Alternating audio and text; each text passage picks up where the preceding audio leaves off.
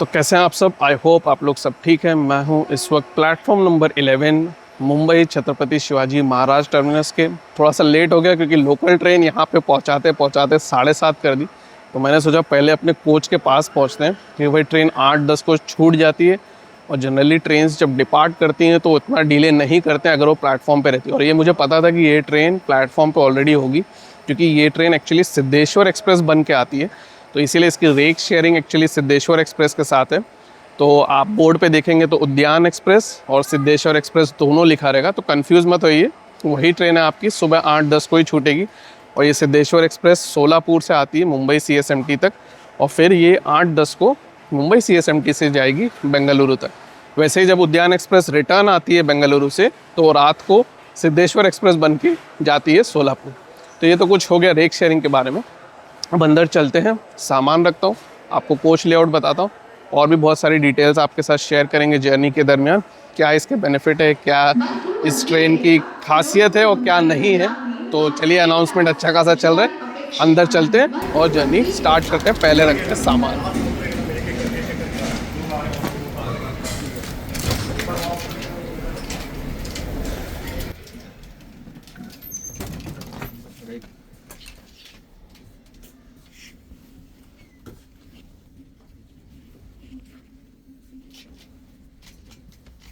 तो मैं आ गया हूँ दूसरी जगह पे क्योंकि मैंने बैग अपना वहाँ रखा है और दूसरे को पैसेंजर्स अपना सामान रख रहे हैं। और मैं आपको फटाफट कोच का लेआउट बता देता हूँ क्योंकि अभी थोड़ी देर में ट्रेन चल देगी। सफाई हुई नहीं है, उसके बारे में मैं आपको बताता हूँ बाद में कि क्यों नहीं हुई है प्रॉपरली। तो सामने से शुरू करते हैं और आप देख सकते हो रीडिंग लाइट है वहाँ पे, लेकिन चार्जिंग पॉइंट नीचे नहीं ऊपर है। 2 चार्जिंग पॉइंट उस तरफ है और 2 चार्जिंग पॉइंट इस तरफ है। और इधर पे भी रीडिंग लाइट है, ऊपर भी रीडिंग लाइट्स है और सामान भी वहाँ रख सकते हो। हुक भी है, मिरर भी है और बॉटल होल्डर है जिसमें किसी ने बॉटल छोड़ दिया है। सामने भी चार्जिंग पॉइंट है, आप देख सकते हो। वहाँ पे भी बॉटल होल्डर है और नीचे भी चार्जिंग पॉइंट है और उधर भी बॉटल होल्डर दिया हुआ है, इस तरफ भी है। तो अब मैं थोड़ा आगे जा रहा हूँ। कोच लेआउट तो आपको बता दिया। 2 AC में तो सब सीट्स के लिए डेडिकेटेड चार्जिंग पॉइंट है, तो बहुत ही अच्छी चीज़ है क्योंकि 22 घंटे की जर्नी है। किसी को कुछ काम करना हो, चार्ज करना हो, इंडिविजुअल चार्जिंग पॉइंट रहता है तो बात ही अलग रहती है। वैसे इसकी सीट्स के बारे में बताऊं तो ऑफ सीज़न में आपको कोई दिक्कत नहीं होगी। ट्रेन में प्रीमियम तत्काल भी रहता है लेकिन वो काफ़ी महंगा हो सकता है। स्लीपर के 6 कोचेज़ हैं जो एकदम एंट्रांस के पास पड़ेंगे। उसके बाद 3 AC इकोनॉमी आता है, फिर 2 AC आता है, फिर फर्स्ट AC आएगा, फिर 3 AC आएगा और फिर उसके बाद जनरल के 2 कोचेज़ आते हैं। जनरल का एक कोच पीछे भी रहता है। तो इस तरह से कुछ कोच कॉम्पोजिशन है, थोड़ा डिफरेंट है, तो मैंने सोचा आपके साथ शेयर करता हूँ। चलिए अब आगे चलते हैं और देखते हैं क्या है हमारी ट्रेन का लोकोमोटिव, क्योंकि मेरे समझ से जब तक मैं रिटर्न आऊँगा तब तक तो ट्रेन का डिपार्चर का टाइम ऑलमोस्ट हो जाएगा।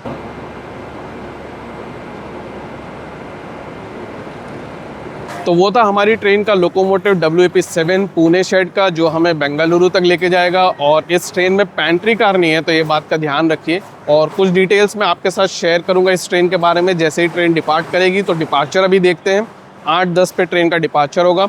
और जैसे जैसे जर्नी में हम आगे बढ़ेंगे मैं आपके साथ ये भी शेयर करूँगा आपको खान पान में क्या कर सकते हैं, क्या नहीं कर सकते। काफ़ी अर्ली मॉर्निंग आपको उठना पड़ेगा अगर आप कहीं वेस्टर्न रेलवे लाइन साइड से आ रहे हैं। अगर आप दादर से पकड़ेंगे तो इतना दिक्कत नहीं होगा, जो कि मैं रिकमेंड करूँगा। तो अगर आप अंधेरी बोरेली कहीं से आ रहे हैं तो दादर से ट्रेन पकड़ें, थोड़ा इजी पड़ेगा। 8:30 बजे के आसपास पहुँचती है, वो तो मैं आपको दिखा दूँगा कब ट्रेन पहुँचती है। लेकिन आप ये समझ लीजिए 8:15 बजे से पहले दादर आप पहुँच जाइए। लेकिन इतना याद रखिए कि आप अंधेरी बोरेली कहीं से आएंगे तो आपको रश काफ़ी मिल सकता है। तो और भी कुछ ऐसी बातें करेंगे जर्नी जैसे प्रोसीड होती है। अभी 5 मिनट भी नहीं बचे हैं ट्रेन को डिपार्ट होने को। चलिए कोच के पास चलते हैं और देखते हैं हमारा डिपार्चर, जो कि होगा 8:10 पे मुंबई CSMT से।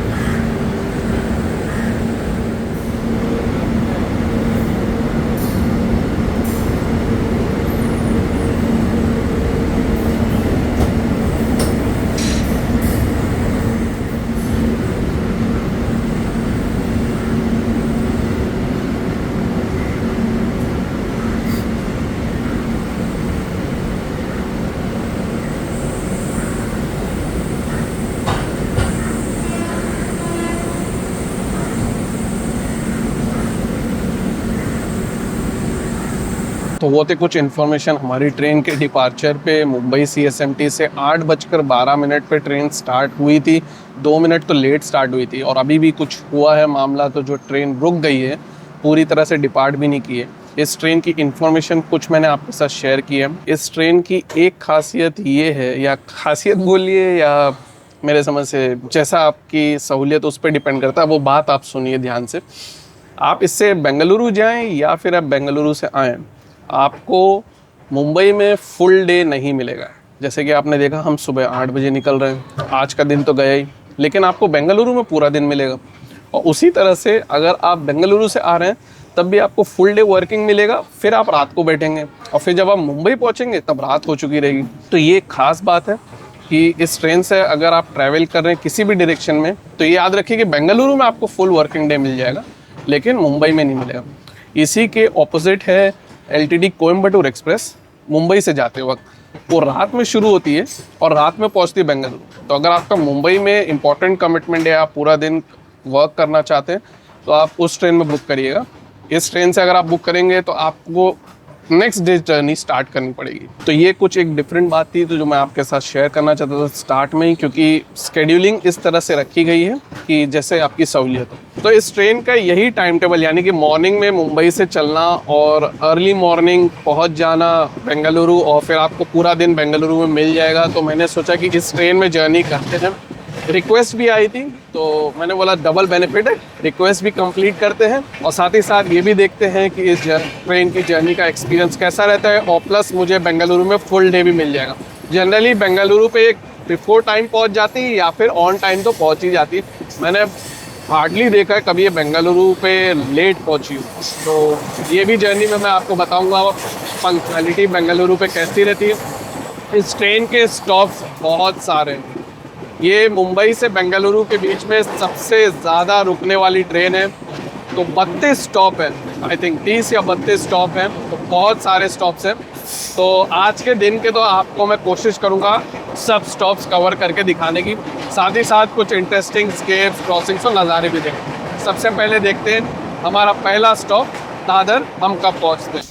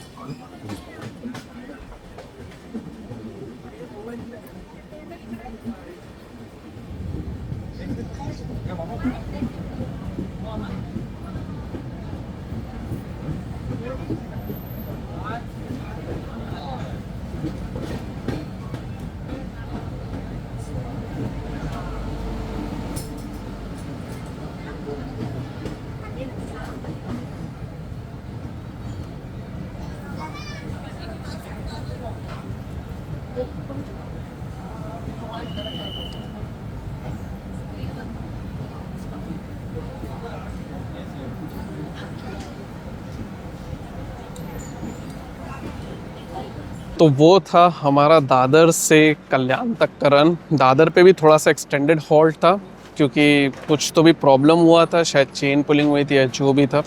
और अब यहाँ पे हम पहुँचे हैं, जैसा कि आपने देखा अराइवल के टाइम पंजाब मेल के साथ ही, क्योंकि पंजाब मेल थोड़ा सा लेट है। मज़ेदार रन था, आई होप आपको भी इंजॉयबल लगा हो। अब यहाँ से हमारी ट्रेन का नेक्स्ट स्टॉप है करजत, जो कि टेक्निकल हॉल्ट है।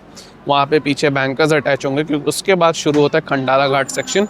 लोनावला पे ऑफिशियल हॉल्ट है, वहाँ पे बैंकर्स भी डिटैच होंगे, लेकिन वहाँ पे हमारी ट्रेन का स्केड्यूल्ड हॉल्ट है ऑफिशियली। तो अगर आपको लोनावला जाना हो तो ये भी काफ़ी अच्छा ऑप्शन है।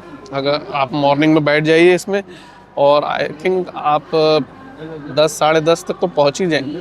तो बहुत ही कन्वीनियंट और आपको पूरा दिन मिल जाएगा लोनावला पे अगर आप घूमने जा रहे हैं तो। और काफ़ी लोग इस ट्रेन में ट्रैवल भी करते हैं लोनावला तक, ये भी मैं आपको बता सकता हूँ।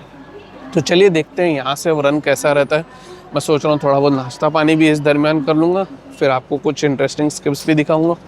और अब यहाँ पे ट्रेन काफ़ी ज़्यादा फुल हो जाती है। कोई अगर सीट्स अगर आपको एम्प्टी दिखी तो वो सोचिएगा मत कि वो एम्प्टी रहेगी, वो जनरली पुणे पे तो फुल हो ही जाएगी।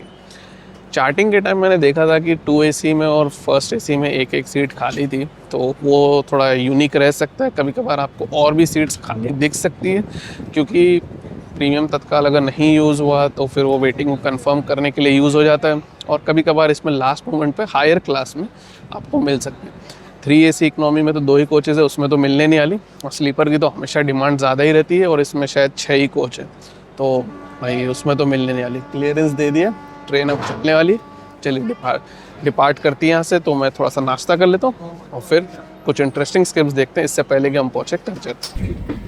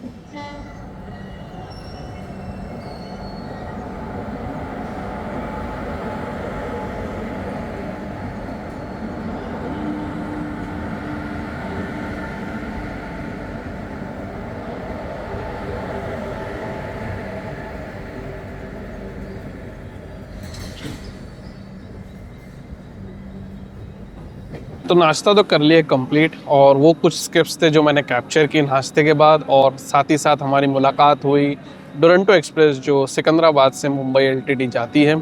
यहाँ पे बैंकर्स अटैच होते हैं, ज़्यादा टाइम पास नहीं होगा मेरे समझ से। अब तक तो अटैच हो भी गया होगा शायद। और ये पीछे भी आप देख रहे हो, ये भी बैंकर्स ही है जो मैंने आपको करजत के अराइवल के टाइम दिखाया। आई थिंक क्लियरेंस दे दिया है, शायद स्टार्ट ही होने वाली है। फैंटास्टिक है कि 2 मिनट से भी ज़्यादा वक्त नहीं लगा है बैंकर्स को पीछे अटैच करने को। मैं भी 3 मिनट बोल सकता हूँ। अगर आपको नाश्ते के लिए कोई ऑप्शंस चाहिए तो आप जहाँ से भी आ रहे हैं, चाहे दादर हो, कल्याण हो, या मुंबई CSMT हो, घर हो या होटल हो, अपना साथ में लाएं। ऑन बोर्ड कुछ लोग बेच रहे हैं, मुझे नहीं मालूम कितना रिलायबल है, बैटरी कार तो है नहीं, और इनकी क्या कंप्लेन करें, क्या क्वालिटी करें, इसकी कुछ रिलायबिलिटी रहती नहीं। तो ऑब्वियसली अगर आप मुंबई या कल्याण से कहीं से भी बोर्ड कर रहे हैं, बड़ी जगह है, वहीं से अपना नाश्ता लेके आएँ। बेहतर ये भी रहेगा कि अगर दोपहर का भी खाना साथ ही लेके चलें तो भी अच्छा रहेगा, लेकिन आगे ऑप्शन है वो मैं आपको बताऊँ। ट्रेन चल रही है करजत से, अब इंजॉय करते हैं खंडाला घाट सेक्शन। हो सकता है हमें वंदे भारत एक्सप्रेस जो सोलापुर से मुंबई CSMT जाती है वो भी देखने को मिले, उसमें मैंने जर्नी किया है, वो ऑलरेडी चैनल पे है। आइए पहले इंजॉय करते हैं खंडाला घाट सेक्शन, और कौन सी ट्रेनों से मुलाकात होती है वो भी चेकआउट करेंगे, इससे पहले कि हम पहुँचे लोनावला। और उसके बाद हमारी ट्रेन रुकेगी पुणे।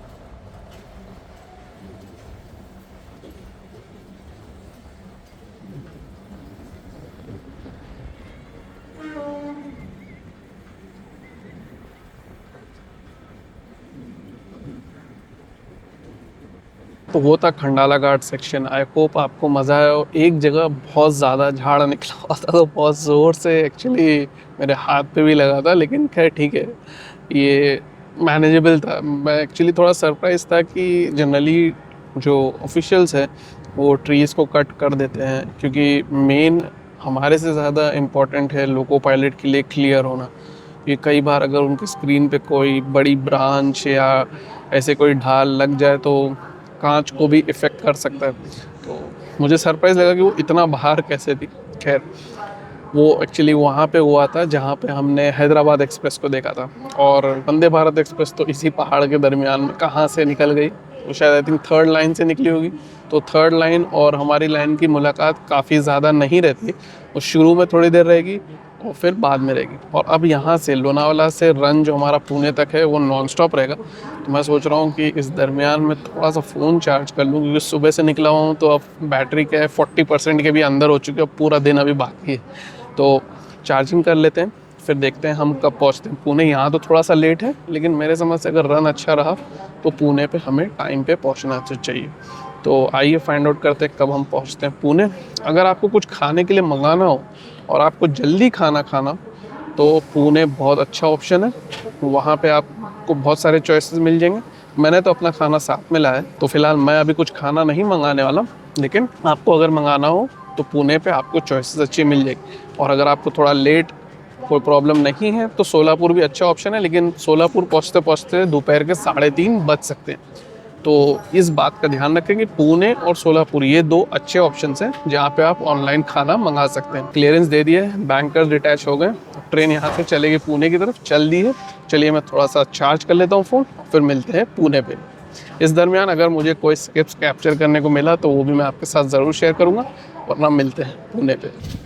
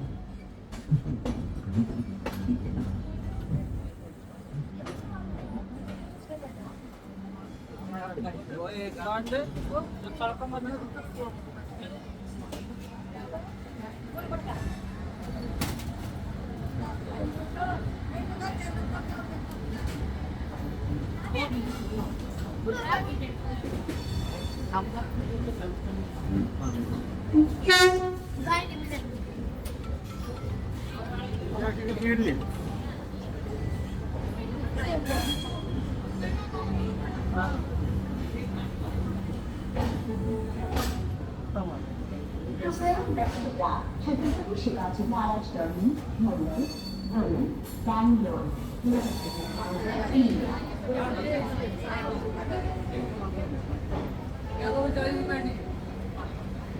ध्यान दीजिए छत्रपति शिवाजी महाराज टर्मिनस मुंबई स्टेशन पर बैंगलोर को जोड़ने वाली छत्रपति शिवाजी तो भाई हमारी ट्रेन आधे घंटे से ज़्यादा खड़ी रही है पुणे जंक्शन के आउटर पे, और उसी के चलते हम यहाँ पे 12:15 के बाद अराइव किए। तो यानी कि 35 मिनट से भी ज़्यादा का डीले हो गया। लेकिन अब वो डीले कोई ख़ास बड़ी चीज़ नहीं है, जर्नी तो अभी बहुत लंबी है, लेकिन ये थोड़ा अनएक्सपेक्टेड था। मुझे उम्मीद नहीं थी कि हम टाइम पे रहते हुए भी इतनी देर खड़े रहेंगे। इसीलिए मैं रिकमेंड करूँगा, अगर आपको खाना मंगाना है तो यहीं मंगा लीजिए। ऐसे भी ऑलमोस्ट 12 तो बज ही जाएंगे आपको सेटल डाउन होते हुए, खाना वाना ले कर भी, अगर आप ऑनलाइन भी मंगा रहे हैं। और सोलापुर पे अगर आपको मंगाना हो मंगा सकते हैं, लेकिन सोलापुर से ज़्यादा चॉइसेस यहाँ पे हैं।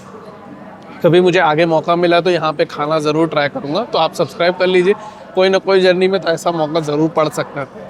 खैर, अब यहाँ से रन है दौंड तक, जिसमें बीच में एक स्टॉप है कुरुली, और यहाँ से जो रन है वो कई बार 130 ट्रेन क्लॉक करती हैं, क्योंकि काफ़ी सारी ट्रेन्स को 130 की परमिशन दे दी गई। तो देखने लायक रहेगा कि कैसा रहता है रन। गरम काफ़ी ज़्यादा है, लेकिन ठीक है, जो भी रहेगा मैं आपके साथ अब शेयर करता हूँ, जो भी स्किप्स, क्रॉसिंग्स और प्लस जो हमारा उरुली पे कब अराइवल होता है।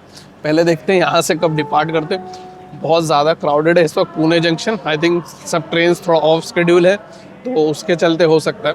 खैर, अराइवल पे आपने देखा कि हमने चेन्नई LTT एक्सप्रेस 12164 शायद उसका नंबर है, जैसे कि मैंने पहले आपको स्क्रीन पे बता दिया था।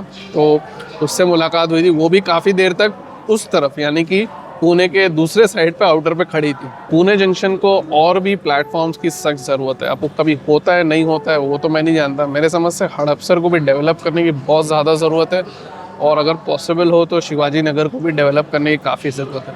तो क्या थोड़ा कंजेशन कम हो सकता है, पता नहीं, ऑफिशियल्स बेहतर जानते होंगे। आप अगर पुणे से है तो मुझे ज़रूर बताइएगा कि आपकी राय क्या है, और आपने कभी यहाँ से जर्नी किया है तो कैसा आपको डीले और पंक्चुअलिटी का एक्सपीरियंस रहा। चलिए यहाँ से देखते हैं अब डिपार्चर हमारा। और मैंने सोचा है दौंड के बाद खाना खाऊंगा जो मैंने अपना लाया है, तो अभी फ़िलहाल कोई ऐसा भूख नहीं है। तो अब देखते हैं यहाँ से रन 130 का अगर रहेगा तो मज़ा आ जाएगा, भले गर्म है तो भी।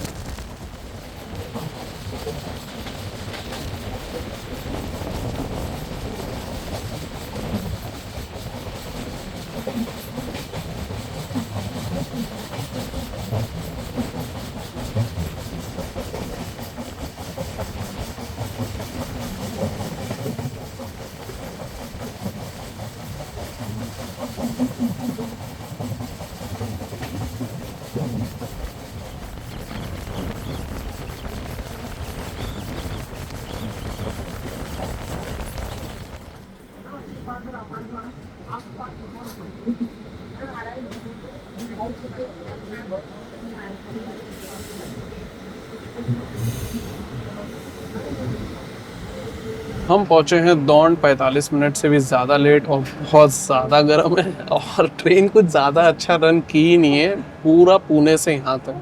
तो काफ़ी ऑर्डिनरी रन था, काफ़ी जगहों पे ट्रैक पे काम भी था और इसीलिए कुछ भी कवर अप नहीं हुआ, उल्टा डीले थोड़ा सा और बढ़ गया। और अभी हम जो अराइवल पे देखे थे कुछ इन्फॉर्मेशन तो आपके साथ शेयर किया था, और वो ट्रेन जो है जो कि नागरकोइल मुंबई CSMT एक्सप्रेस है, वो 1:15 से खड़ी है और वो एक्चुअली 1:50 को छूटेगी। इसके आउटर पे यानी कि इसके बाद वाले स्टेशन पे आई थिंक उद्यान एक्सप्रेस जो कल रात को चली है वो खड़ी, और वो भी बिफोर टाइम खड़ी। खैर वो तो इस ट्रेन के बाद जब दौंड इंदौर छूटेगी तो उसके बाद उसका यहाँ से डिपार्चर। तो भाई क्या स्केड्यूलिंग है, क्या टाइम टेबल बनाते हैं, क्या ही कहना। चलिए अभी मैं उसको दिखाता हूँ, यानी कि उद्यान एक्सप्रेस को दिखाता हूँ। फिर थोड़ी देर में हम भीमा रिवर को पार करेंगे और उसके आसपास की जो पानी के जो कुछ कलेक्शन है, यानी कि वो शायद झील जैसा बन गया है तो काफ़ी अच्छा है, तो वो भी मैं आपके साथ शेयर करूँगा कैसा है। और उसके बाद सोचा है मैं खाना खाऊंगा।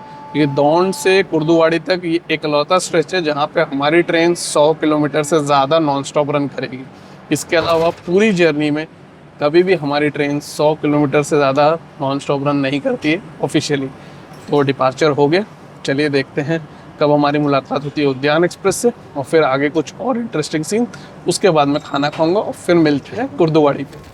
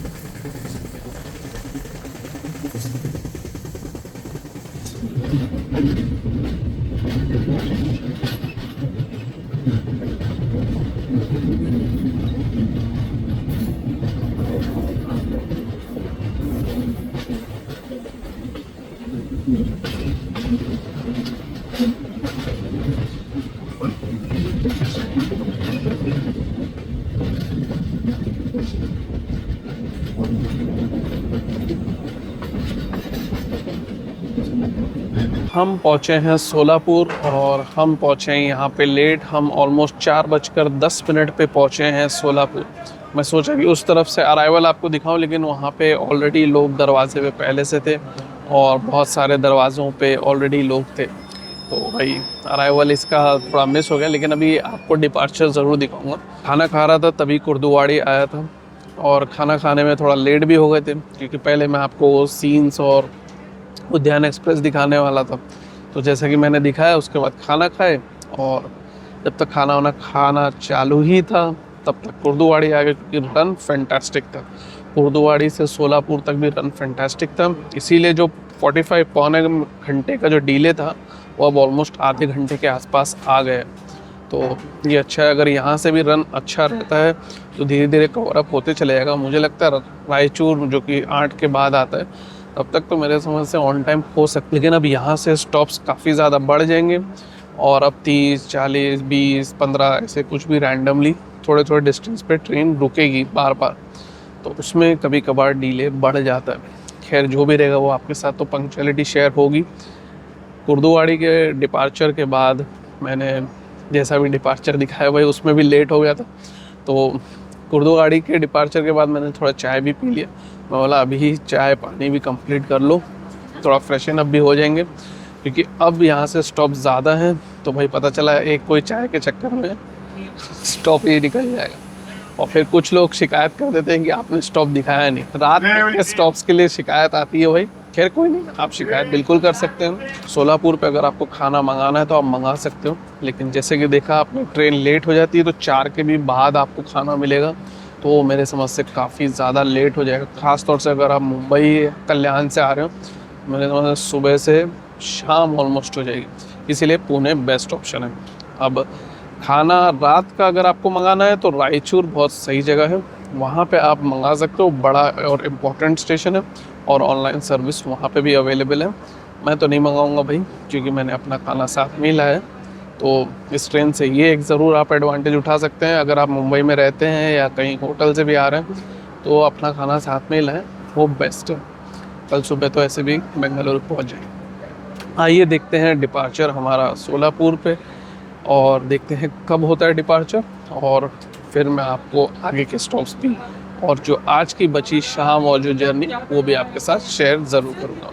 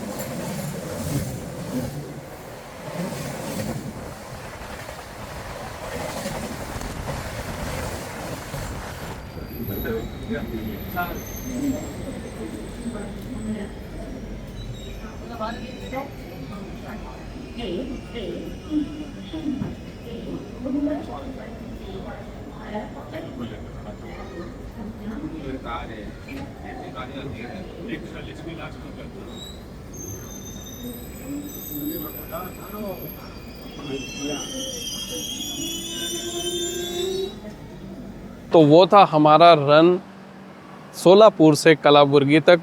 और इस जगह को गुलबर्गा भी कहा जाता है। और सामने शताब्दी एक्सप्रेस खड़ी है, एक्चुअली कंटेनर फ्रेट आ गई, इसीलिए अराइवल के टाइम आपने देखा होगा बस लोगों एक बार दिख गया था इत्तेफाक से, और अब वो छूट रही है क्योंकि वो लेट है और उसका ज़्यादा देर का स्टॉप नहीं है। तो ये आप देख सकते हो, ये अब वो जा रही है और अब यहाँ से वो डायरेक्ट रुकेगी सोलापुर। इसमें मैंने जर्नी किया है और वो ऑलरेडी चैनल पे है, तो वो आप ज़रूर देख सकते हैं। मैंने पूरी जर्नी किया था सिकंदराबाद से पुणे तक। हमारी ट्रेन तो भाई 40 मिनट से भी ज़्यादा लेट है, 6:15 हो चुका है। क्लियरेंस दे दिया है, शायद चलने ही वाली है क्योंकि लेट काफ़ी ज़्यादा है।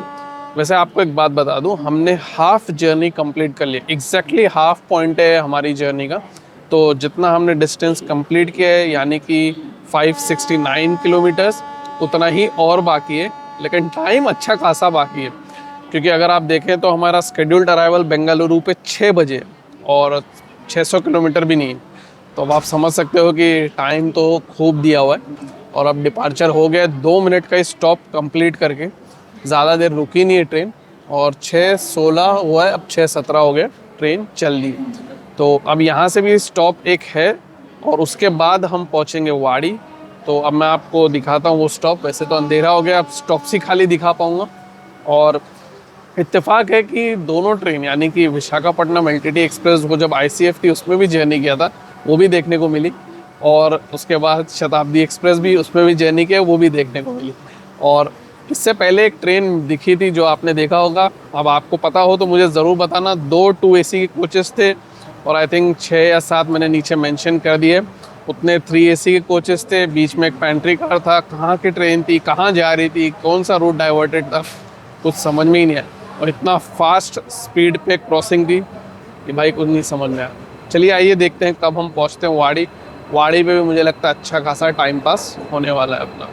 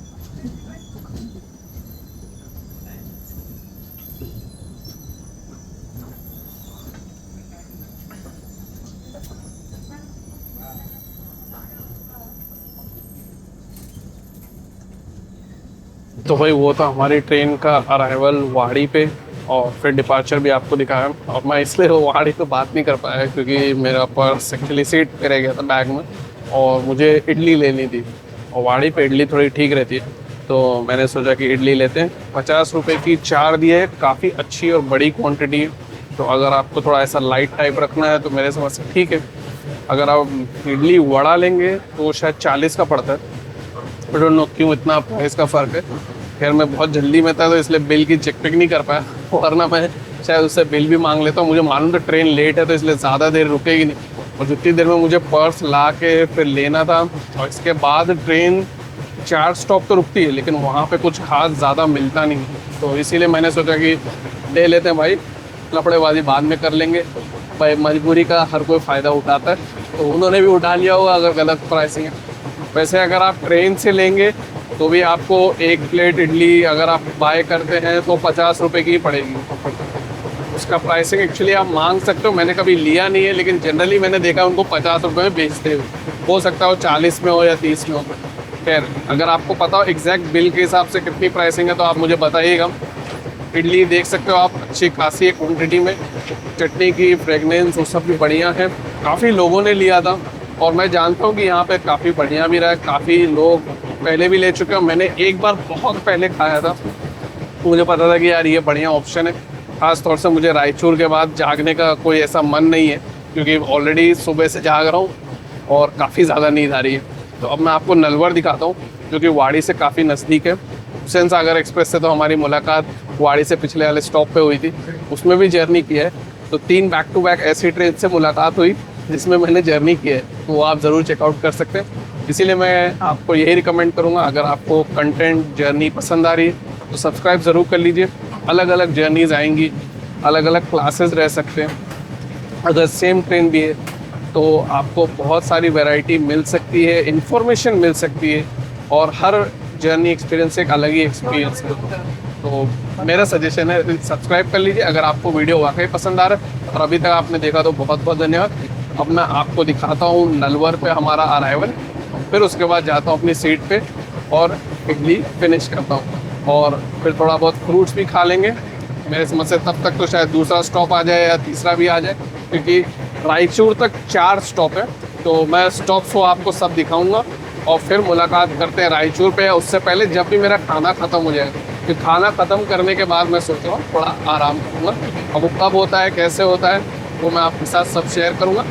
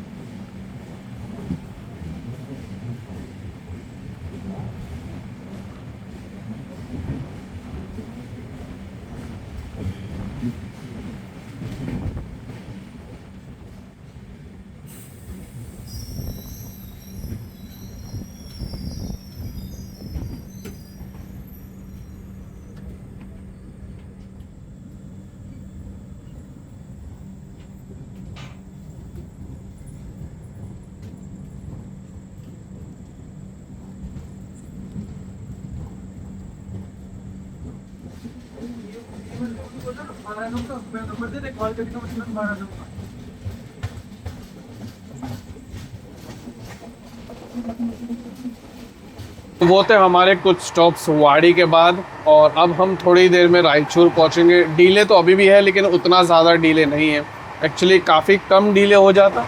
लेकिन अभी जैसे कि आपको दिखाया, कृष्ण जंक्शन पे हम काफ़ी देर तक रुके हुए थे। अब आपको मैं रायचूर का अराइवल दिखाता हूँ, साथ ही साथ हो सकता है हमें बेंगलुरु कलाबुर्गी वंदे भारत एक्सप्रेस देखने को मिले। खाना वाना खा लिया है, बेडिंग भी रेडी है, नींद बहुत आ रही है, तो आपको अब अराइवल दिखाता हूँ, फिर उसके बाद आराम करूँगा और मिलेंगे सुबह, और देखते हैं सुबह हम कितनी पंक्चुअलिटी से बेंगलुरु पहुँचते हैं, और फिर मैं आपको ट्रेन का भी ओवरऑल रिव्यू दे दूँगा। अगर बीच में कहीं उठा और कहीं कोई स्टॉप्स दिखाने को मौका मिला तो वो भी आपके साथ ज़रूर शेयर करूँगा। फ़िलहाल देखते हैं रायचूर पे अपना अराइवल, और हो सकता है वंदे भारत से मुलाकात भी, और फिर मिलते हैं सुबह।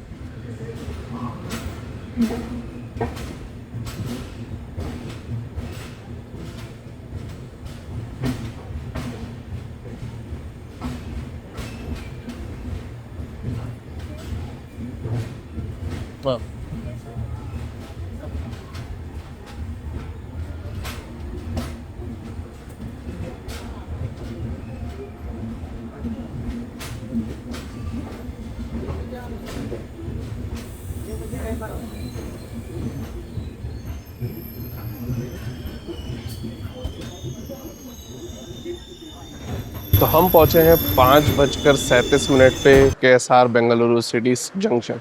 और जैसा कि एक्सपेक्टेड था बिफ़ोर टाइम पहुँचेगी और बिफ़ोर टाइम ही पहुँचे। जनरली ये बिफ़ोर टाइम ही पहुँच जाती है। बरसों पुराना टाइम टेबल चले जा रहा है, पता नहीं कब ऑप्टिमाइज़ किया जाएगा। इस ट्रेन को डेफिनेटली स्पीड अप किया जा सकता है। और चूँकि कोई ऐसा डेडिकेटेड डेली सुपरफास्ट कैटेगरी की ट्रेन नहीं है, तो इसे अगर कोशिश किया जाए तो सुपरफास्ट में चेंज कर दिया जाए और स्पीड अप कर दिया जाए तो बहुत ही बढ़िया रहेगा। फिर वो होता है नहीं होता है वो तो आने के ज़माने में पता चलेगा। अब मैं फटाफट आपको ट्रेन का रिव्यू बता दूं। रात की नींद कंफर्टेबल थी, कोई डिस्टर्बेंस नहीं था। हाँ, बीच में थोड़ी सी कूलिंग ज़्यादा थी, तो वो मैं कह सकता हूँ कि वो मुझे एहसास हुआ था, लेकिन हो सकता है आपको ना हो। डिपेंड करता है हर किसी के टॉलरेंस पे। मुझे थोड़ा सा ठंड ज़्यादा लग रही थी, लेकिन ब्लैंकेट थी तो भी कंफर्टेबल था, कोई ऐसा दिक्कत नहीं था। सफाई कल के दिन में अच्छी खासी मेंटेन थी, लेकिन शाम की तरफ और सुबह मैंने देखा सफाई नहीं थी, तो वो एक माइनस था। वॉशरूम भले ठीक था, कोई वो दिक्कत नहीं थी। और रहा सवाल खाने का, तो ऑप्शंस मैंने आपको बता दिया था।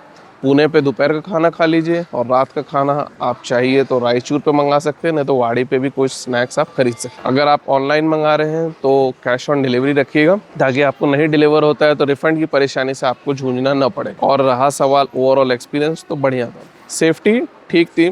स्टॉप ज़्यादा है तो मैं ये नहीं कह सकता कि सेफ़ है नहीं है। काफ़ी सारे लोकल पैसेंजर्स भी चढ़ जाते हैं।